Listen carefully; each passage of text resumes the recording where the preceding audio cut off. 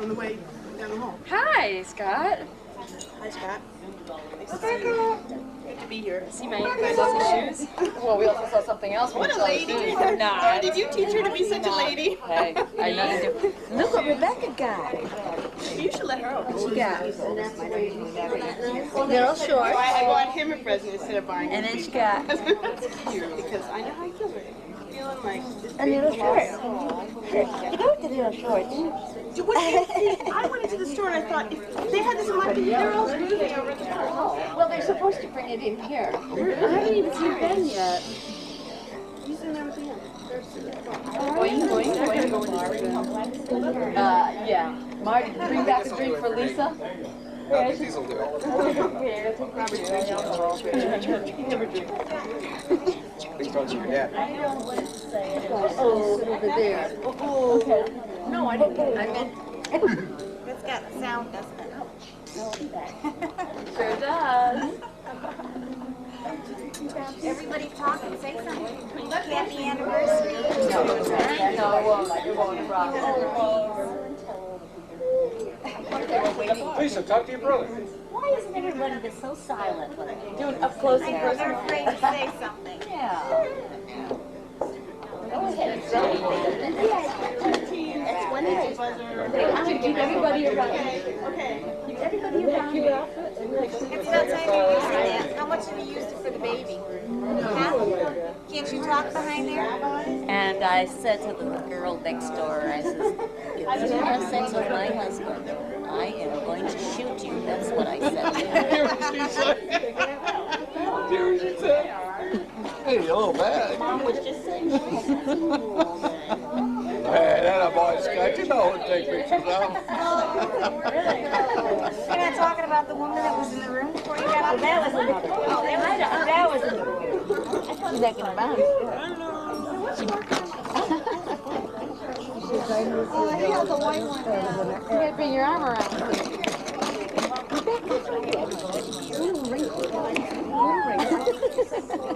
He's going busy.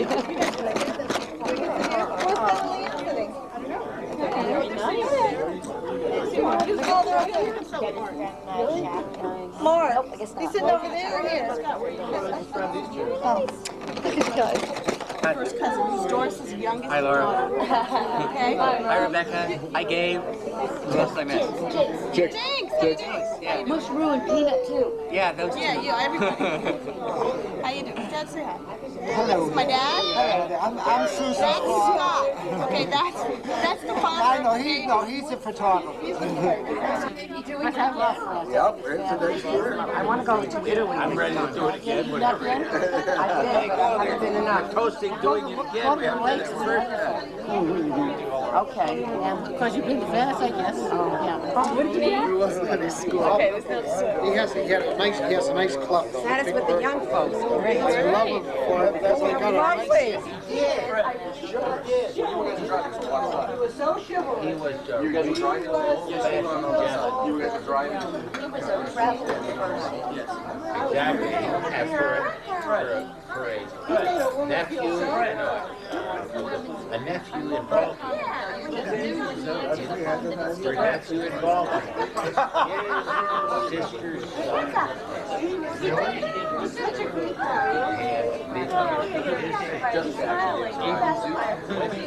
Watch. You stay there. Just a temporary one. Well, they put it back in.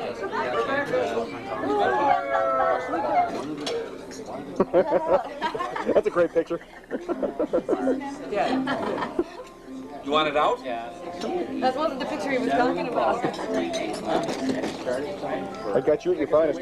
Oh, you got my for stirrers? Yeah. Oh, you stirring? You're looking like 10 o'clock.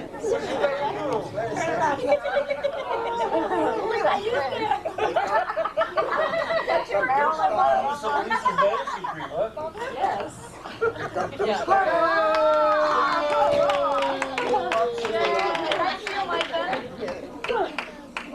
You left yours upstairs. I think we got everybody on it who's here today. Cool. And I apologize for the length, but I didn't know how to end it, so it went on. You better get started. It all began with Myrtle and Hal. That's the title. That's my father and mother. Oh, you got stuff. Little David Letterman and Our tree is a special, large, living thing that took a long time to grow. It has many full branches with tree limbs and leaves from which our story will flow. It all began with Myrtle and Hal, who started this line so long. They met and were wed amidst family and friend, and began this tree so strong. They started with 2, but soon grew to 3 as Ellen arrived in this nest.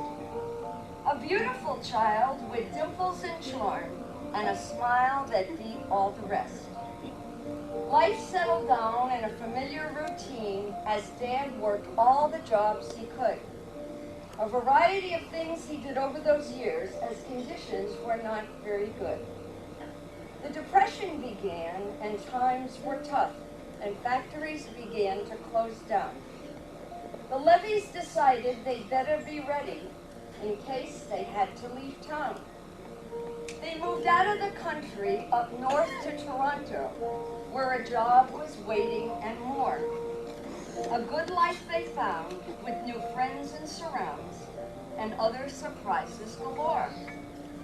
Their family of 3 now increased by 1 more as Doris arrived on the scene.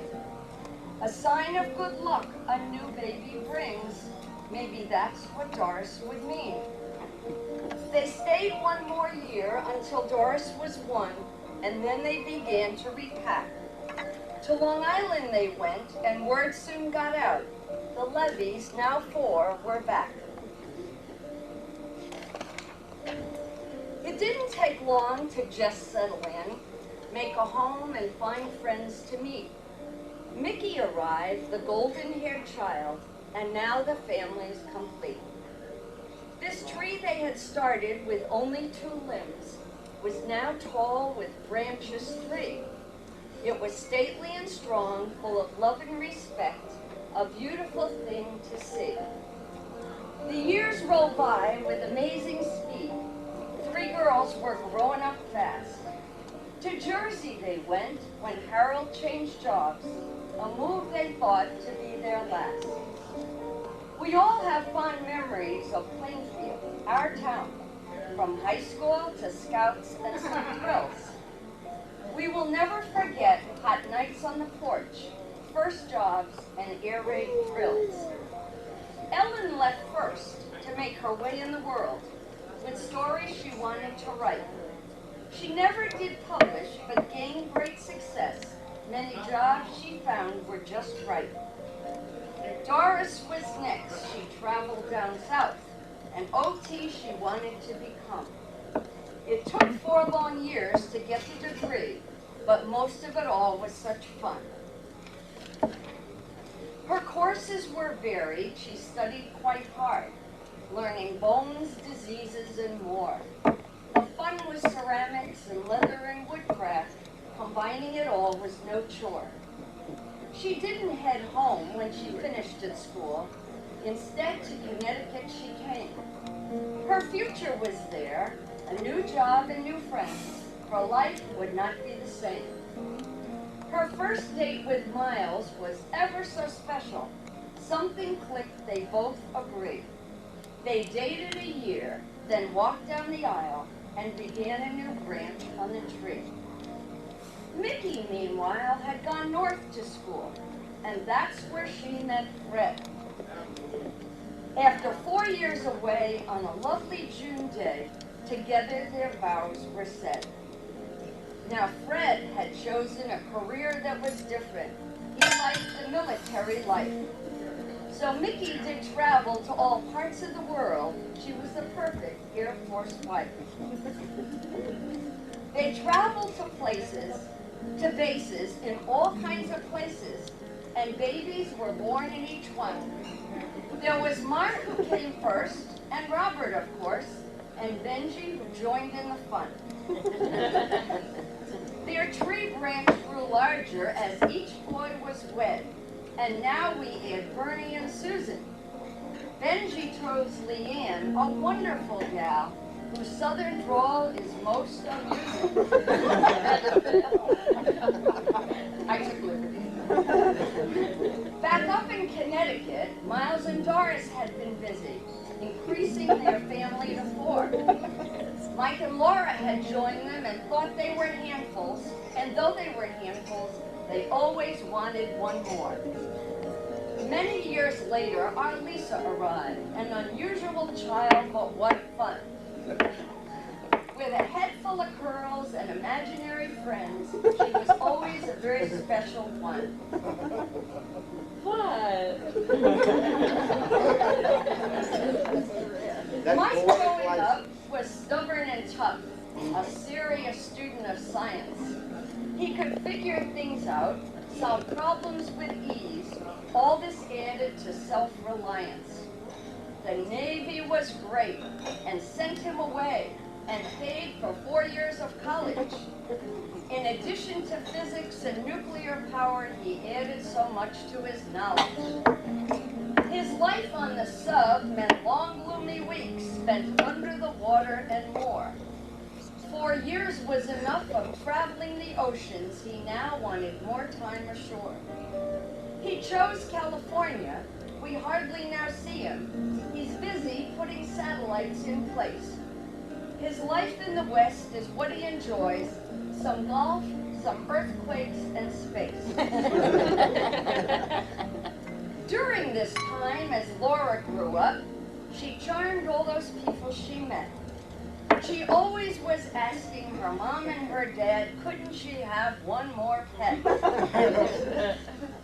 She marched in the band and joined every club and kept animals of every kind. To work on a farm, in a zoo, or a lab was the future that she had in mind.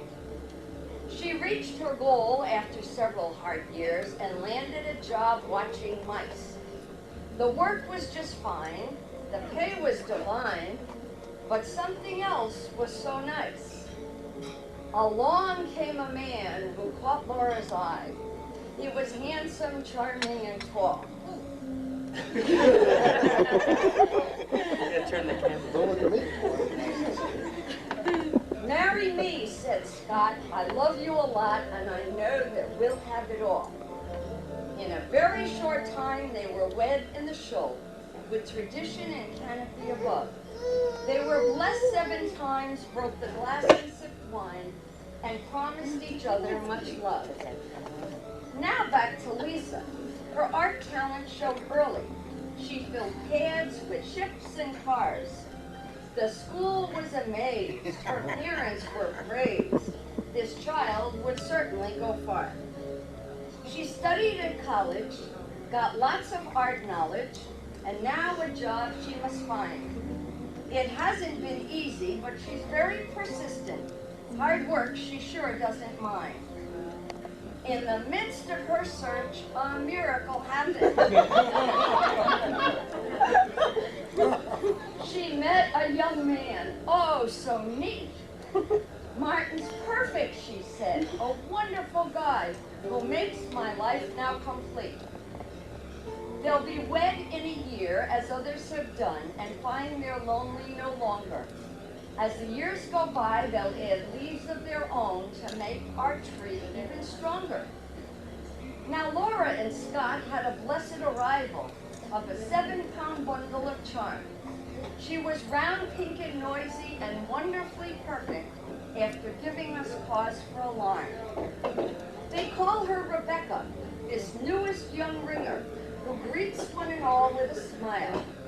She's the smallest new twig on our large family tree, the first baby in quite a while. There's a branch for the Grossmans, Catherine and Carl, who couldn't be here. And then there's the Horowitzes, both Marilyn and Bill. We must add the Brodys, that's Mace and Gloria, and other Weinbergs, you know, Barb and Phil. Dear cousin Lily is part of us too, another small branch on our tree. We had to persuade her to join us this weekend. Are you sure you really want me? A party's no fun unless everyone comes, we told her once and for all. So here she is, enjoying the fun. I'd say she's having a ball. In the last few years, the branches grew bigger, as the ringers joined in from upstate. Why, there's Gary and Linda, the Pollyannis included, plus the grandparents, Dina and Nate. They came with their bags, their shoes, and their hats, prepared to play golf every day. We love it, they stated. Who cares about eating? We play golf every time we're away. We mustn't forget Pete and Marilyn, too, those Simpsons who couldn't be here. They wanted to come but had other plans, even though they lived quite near. To represent that part of the clan, the Mitchells arrived for the fun. We're here, everyone, said Lisa and Bob. Let's have golf, some drinks, and some sun. So here we are gathered from near and so far, enjoying this beautiful place. The grounds are so lovely, there's many attractions, and an indoor pool just in case. Our tree has grown large, stretching out wide and tall, with twigs being added each year. We're all a small part of this large growing thing, and each part is ever so dear. Whether a branch or a limb, or a twig or a leaf, you are all here for a reason. To share and remember, to meet and enjoy. How about doing it again next season? Ta-da!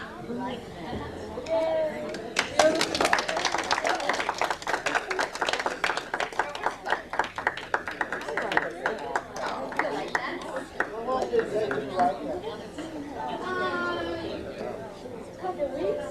In actual, no, in actual time, about 4 or 5 days. I did it one whole day when I was young. I did it a day I babysat. I wrote most of it. Because you have to talk out loud. I gave her computer lessons and type it.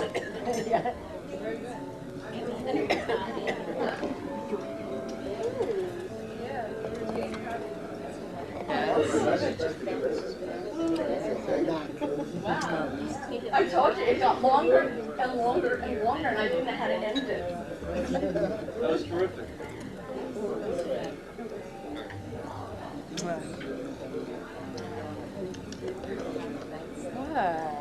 Oh, you made copies. Look at that.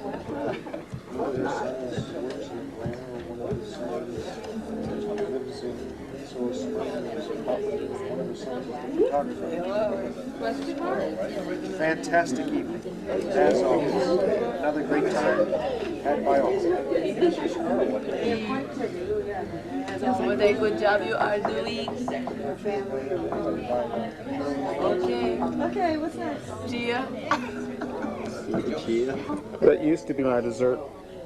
Want to see? Yeah, make sure you get a swivel stick. I was trying to flip it over. There. I'm running a beautiful affair. I'll tell you something, if you have it again next year, I'm sure my wife and I will be here. Again, we want to thank you very much. You did a great job. I think we're on a phone. It was fun, and it wasn't as hard as it sounded. It really wasn't. That's what it was.